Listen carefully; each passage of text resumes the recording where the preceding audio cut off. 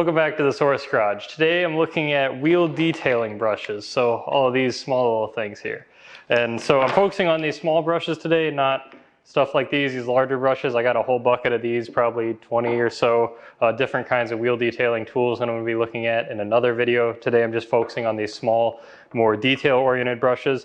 And what I'm going to do today is go through a whole bunch of different features and aspects of these. So the ergonomics, the bristles, what are they made of, the durability of them, the shape of these, so some are like more bullet tipped versus flat tipped, and anything else I can talk about relating to what makes all these brushes different and their uses and kind of pros and cons that go along with them, and talk about my favorites and what I kind of use them for that make them better than some of the others. So before we get into that, I want to say if you're new to the channel, thanks for stopping by. I do all kinds of scientific breakdowns with as many products as I can get my hands on so that you don't have to do all the testing yourself. So if you enjoy the content, please leave a like and consider subscribing to the channel. So let's get into these brushes. All right, so first let's walk through what these brushes are before I get into all the exact details of them. So I got these Atlasta parts detailing brushes here. This is a soft tip. This is the regular parts cleaning brush. The only difference between these two is the bristles themselves are a lot thinner on the soft tip than the regular one. This is another parts cleaning brush I got off Amazon. The bristles in this one are a lot less tightly packed than these two here. And obviously the shape is different, just one elongated kind of yellow piece of plastic here. This is advertised in a number of different ways, typically called a chemical resistant brush. You can see the head is very flat. This one is really heavy on the front here. This is just a giant brick of bristles here on the end. And moving on to the boar's hair brushes. So same kind of plastic design here of the body at least, but we got boar's hair bristles and a number of different brushes here. Same ones you can see on Amazon or everywhere else, just different kind of designs on the plastic on the end here. And then lastly, I got this kind of an interior brush actually with these very soft synthetic bristles on here. But when you search for detailing brushes, this will always come up, or some variety of this. I wouldn't really recommend using this on a rim. It's so soft, it doesn't have a lot of brushing power. I really would only use this on kind of an interior or for something super delicate. Otherwise, I would go to a boar's hair brush for anything I'm doing on a wheel probably. So moving that aside, just wanted to call that out. So as I go through these brushes here, I kind of broke it down into categories of the way I want to talk about them. The categories I came up with would be ergonomics, durability, and bristle density, bristle material, and bristle shape. So I'm going to kind of walk through those categories with regards to all these brushes here. So starting with the ergonomics, you have a really wide range of products here, and I'll try and get the handles more in view here. So you got stuff like this that has just the solid, just wooden shaft, if you will, and the plastic on the end here. So you either grab it here or here, and that's really all there is to it. It's not super comfortable if you got to put a lot of pressure with these, because this is going to be digging into your fingers with such a tight point to grip. Whereas if you had something larger like this, when you grab it from the larger area here, the weight's distributed more across your fingers more evenly. You can apply a lot more pressure without straining yourself so much. And if you've done a lot of wheels like I have, or any kind of in-depth detailing with a small brush, you definitely know that finger pain after a while of using these, if you're really actually trying to scrub something. These in the middle here, a little bit better than the wooden design here, still really thin here, thicker on the end, so it is definitely better to grab here. It's not quite as large if you compare it to the Atlasta brushes, but it's pretty close, but it doesn't have as big of a back part, obviously. One thing I wish these brushes had would be the holes for hanging them and storing them, but I guess that doesn't really have to do so much with ergonomics. And then this is just a little bit better than the wood, but it doesn't have the large end to grip onto. So I guess kind of in the middle with this design here. Now moving beyond just the handles, getting to the actual working end of the brushes here with the bristles. So with the boar's hair over here, you kind of see them, the bristles are more spread out, right? There's more room in between them. They're not packed as tightly. When you press them into something, they fan out, right? And they're just good at moving a lot of things around, getting some light scrubbing power, and mainly just applying whatever chemical you're using all over, like I said, with a little bit of light scrubbing power. Comes in all different sizes and shapes. There's a number that you can buy. Typically you can get like a kit of these, right? They're like 6 of them in a whole bunch of different sizes. if we move over to these synthetic bristles here, you have stuff that these are called chemical resistant, and I need to remember exactly the name of the filaments that are used on these kinds of bristles. Damn, I looked it up and I can't remember. I'll put it on the screen if I can remember here, look it up. But this one is packed extremely tightly. It's hard to even fan out. These are packed in here so much, and you can see the end. There's just a lot of material in here. If I can get the camera to focus. There we go. So you can see how thick everything is there. Very different from something like this one where there's just a lot of fanning. They're not very dense. When you push on them, they just kind of go all over. You're not getting a whole lot of direct scrubbing force because when you apply the pressure, they just bend out everywhere. With something as dense as this, when you push in and scrub, you're directly applying a lot of that force with these bristles. And the same thing applies to these kind here. These are packed extremely tightly, very densely. It's very hard to spread them apart. They're going to stay together in almost every instance, and you can apply a lot of force with these. And I'll try and get them both on camera here so you can see the difference in the bristle densities. I had to move the other brushes out of the way, but now you can see the difference in the density of both of these, where the blue one is definitely thinner filaments in the bristles. But just wanted to show that. So now if I can get everything to refocus back down here. So when I talked about I walked through all the differences in the bristles here, the shaping and the durability of them. The durability seems to be correlated with these synthetic filaments that are packed really tightly. You can hammer away on these doing a lot of really hard scrubbing, and they maintain their shape, they hold up really well. I really like these for not falling apart so much as these other ones here. The boar's hair, right, they start to fan out, they start to fray. You see them sticking out the sides. It doesn't mean they do a bad job at what you're trying to do with them necessarily, just pushing around material, scrubbing a wheel, but they don't hold up their shape as well and thereby drive as much force when you're trying to do scrubbing as some of these other brushes here. So just something to call out and think about when you're thinking about the brush for the job, that these are going to hold up better to more abuse and give you better scrubbing power than just the boar's hair will. And then lastly, I want to talk about the shape of the bristles. So that affects how they work when you're actually applying them, obviously, to whatever surface you're using. So these have a bullet sort of shape to them, rounded. So these are really good at getting into like crevices and edges and really tiny grooves on a lot of today's like fancy rims. This helps you get in there better and apply force across an entire area, whereas the boar's hair with the flat end typically or maybe slightly rounded definitely have a harder time applying all that force into those areas. They still get in there, but when they're not holding together as tightly, you can't apply as much force in there. So just something to call out how the shape affects it.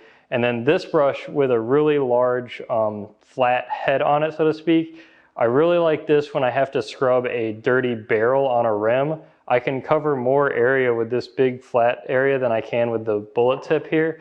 And when I drag this along, I can do a lot of really intense scrubbing across a large area really fast. Get more scrubbing power, more area than if I were to use a boar's hair brush. So I really like this brush in particular when I'm doing large areas on rims, and prefer this for getting into tight crevices when you actually do got to get in there and scrub something.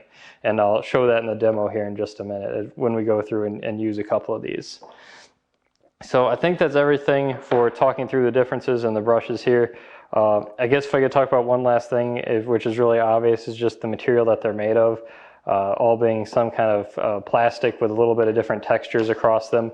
The only thing I wish I could have changed a little bit is maybe some rubber on these, like maybe a textured rubber grip on some of these would be nice to have versus a hard plastic. Just, I know I'm asking a lot to be fancy here, but that would be a preference if we're really getting into designing the best brush we could.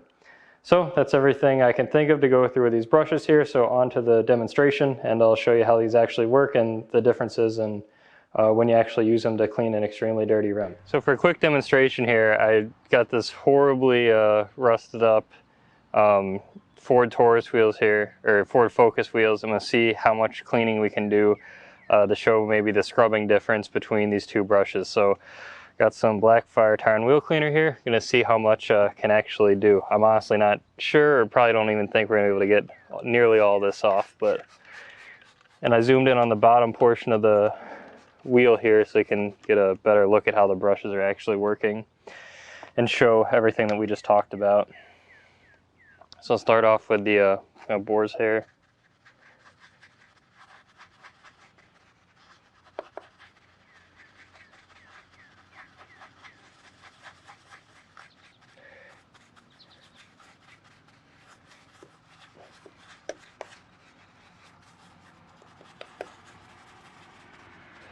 So definitely can see some of the buildup has come off.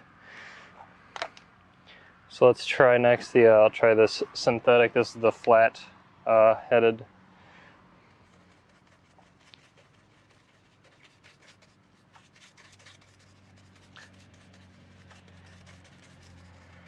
Doing kind of the same thing, I'll definitely think that went a little quicker to get the buildup off.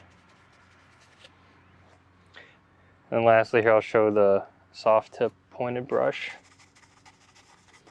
Well, I think it started to kind of dry over here. But look how much we've already just scrubbing right off.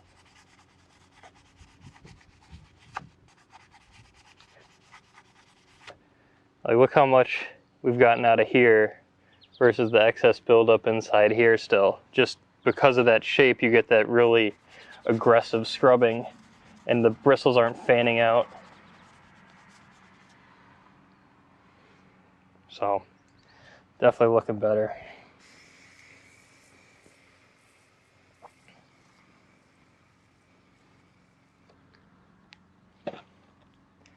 So I hope it's more clear now. You can see the different levels of clean here. So I'll come back and hit them one more time even.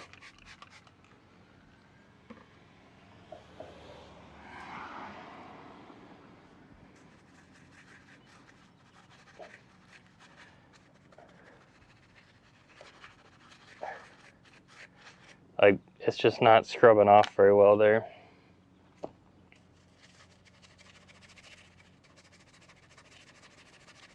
Now if I really go to town on scrubbing, there we go. Now we're getting that buildup that's off the back.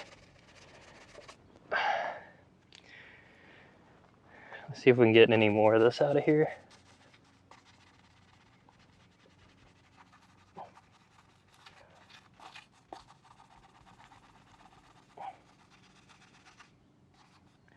Now I can probably come back over here and make an improvement on this.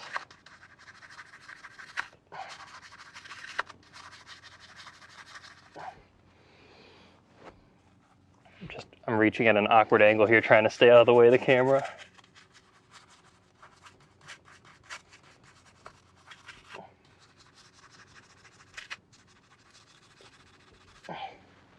Yeah, there we go.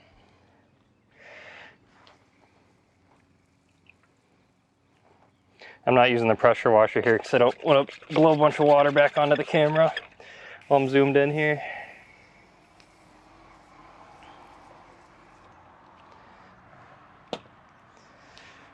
So there you go, a bit of a demonstration of the main difference here in the scrubbing power. Now if I also wanted to talk about like getting into the barrels here sort of, or the, look at how good we can scrub these out with the nice like rounded point that gets in here.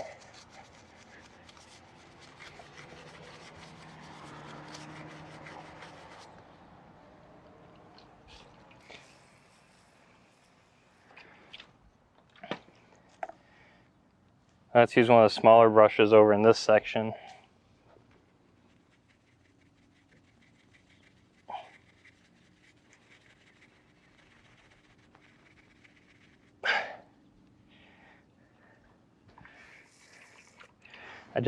It's not the same scrubbing power.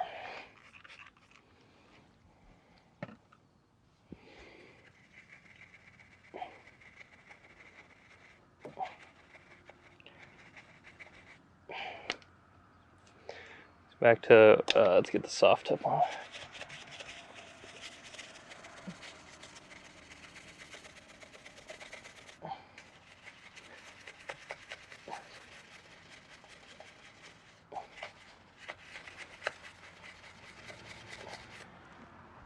You can definitely see it making a difference there now, how much more of the grime is gone from in there.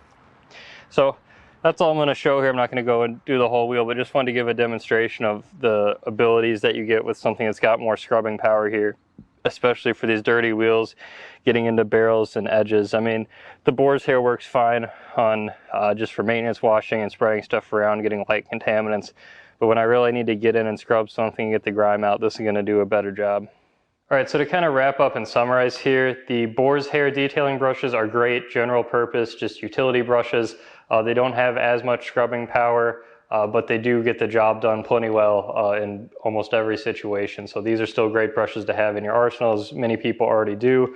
They don't have quite the scrubbing power of something like this Atlasta soft tip detailing brush. I mean, the bristle density, these synthetic bristles that are packed so tightly together, give you so much force to get into really tight areas that have a lot of dirt and grime and buildup, especially on something like rims, where you do need a lot of scrubbing force to get everything off of there. There's just, I don't think, any better option right now than using something like this. And so I'm going to try and get these in my store at thesourcegarage.com and sell them with my CycloShine, the wheel detailing stand here. So I think I can sell these for a couple bucks cheaper than what Amazon does if you buy it with the stand, and of course it'll be free shipping with it. So it goes hand in hand perfectly with the wheel detailing tool, the best wheel detailing brush that I can think of. So hopefully you've learned something today, and as we've gone through all these brushes here and you understand a bit more about how they work and the different designs of them, and make sure you subscribe to the channel if you want to see more breakdowns like this. I'm going to go through 20 or 30 of the larger wheel detailing tools I got here very soon, and a whole bunch of other scientific type experiments is everything that I do on my channel. So thanks for stopping by, support The Source, check out thesourcegarage.com, and thanks for watching.